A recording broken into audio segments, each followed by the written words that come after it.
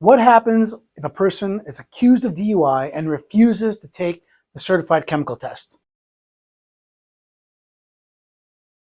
Well, in Indiana, lots of things happen, almost none of them good. So right off the bat, we're not talking about the handheld breathalyzer. A person is free to ignore that without consequence in Indiana. But we are talking about the ECIR2, which is the big old gray box down at the station or the substation. I think it looks like an Apple computer from the 1980s. That's what we're talking about. So let's start from the beginning. In order for a police officer to have probable cause in Indiana to offer that person the certified chemical test, the officer has to have a few things, but most commonly is a traffic infraction plus the smell of alcohol. So those two things are enough under Indiana law for an officer to say, hey, this person has to take the breathalyzer. Now, it could be other stuff. There could be an accident plus alcohol. There could be a 911 driver saying, I just saw this person pull over and run into their house. There's all sorts of combinations, but the most common and the least amount of evidence is traffic infraction, and then when the officer stops the person, the officer smells alcohol. So that's what we're at. That's a very, very small amount of evidence to make a person deviate from their scheduled path of travel, go down to the station, and then blow into a machine.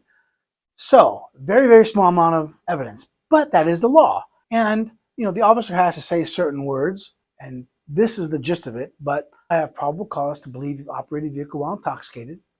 I now must offer you a certified chemical test. Refusal to take the certified chemical test will result in a suspension of your driver's license for 1 year. If you have a prior DUI, 2 years. Well, that's the implied consent. I might have missed a word or two, but that's 99% right there. And so when a person hears that, they have two options. They can say yes, or they can say no. And people always get confused. Well, Mark, I didn't say no. I asked a question. Mark, I didn't say no. I was silent. So let's clarify this.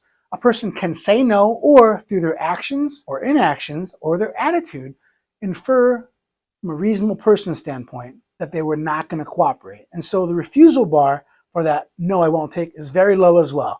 You have cases where an officer puts their hand on the elbow and a person pulls their elbow away, gently too. The officer didn't say it was violent. And the courts have said, nope, that's a refusal. So the bar for refusals is very low. We have other people that keep asking officers questions. Now, some officers will indulge. Some officers say, no, this isn't 20 questions. Your refusal. So the bar is very, very low for refusals. So if a person refuses or the officer infers their action, inactions, or attitude to be refusal, a few things happen. In Indiana, at least, the person's going to get arrested. The officer's already called it in. Hey, I have suspicion of drunk driver, but they're going to get arrested. And then a couple of things are going to happen. Most Indiana counties, the officer will apply for a search warrant, and the officer will get it. Most bigger counties have judges on staff 24/7. That's a fact. Other counties have an on-call judge. I've seen these calls. I've heard some of them. Judge gets called 2, 3 o'clock in the morning. Hey, we need you to look at this warrant. And everything's done by email. It's so fast. It's insane. But they're on-call judges, or there's judges that are literally working the hours because they're big enough counties. They have to keep processing things.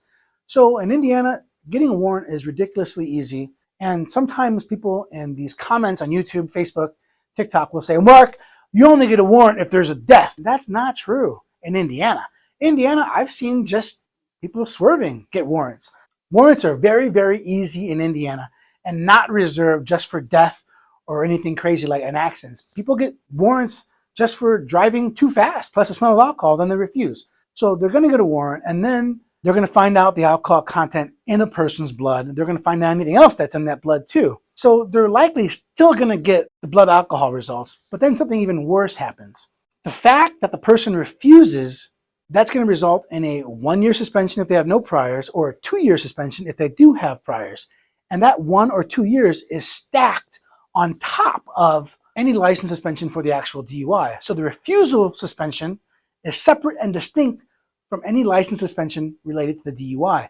So 1 year plus whatever the DUI is. If you have priors, 2 years plus whatever the DUI is. And many judges in Indiana are not willing to let a person drive for a refusal suspension. And in fact, the refusal suspension is specifically excluded from the specialized driving privileges that allow many people accused of intoxicated driving to go to and from work, to and from hospital appointments for life's necessities. So refusals just stink. They absolutely stink. And 99% of the time in Indiana, the officer is going to get the blood anyway. It doesn't make a lot of sense to refuse the certified chemical test, at least in the counties where I practice, which is central Indiana. I do have friends in different counties, far up north, far south, and they have different opinions on this matter than me. But where I practice, it does not make sense to refuse a certified chemical test because the officers are going to get a warrant for your blood, and we're going to have to deal with this insane license suspension as well. Refusals are very serious, and we deal with them a lot at this law firm because we do a lot of DUI defense. We have to let the judge know the person who's accused of DUI with refusal is a good person by having them do lots of things ahead of time to make it easy as possible to try to get the judge to restore some sort of driving privileges. It's not easy, but we will do everything we can to have our clients get some sort of driving privileges as soon as possible because we know this is Indiana. Driving is important. So, what happens if a person refuses sort of a chemical test? Well, they're going to lose their license. They're going to get blood. It's going to make things a lot more complicated for that DUI. If you have any questions about DUI defense, give me a call, 317-632-3642. I love talking about DUI defense. It's a passion of mine. Most importantly, remember to always plead the fifth.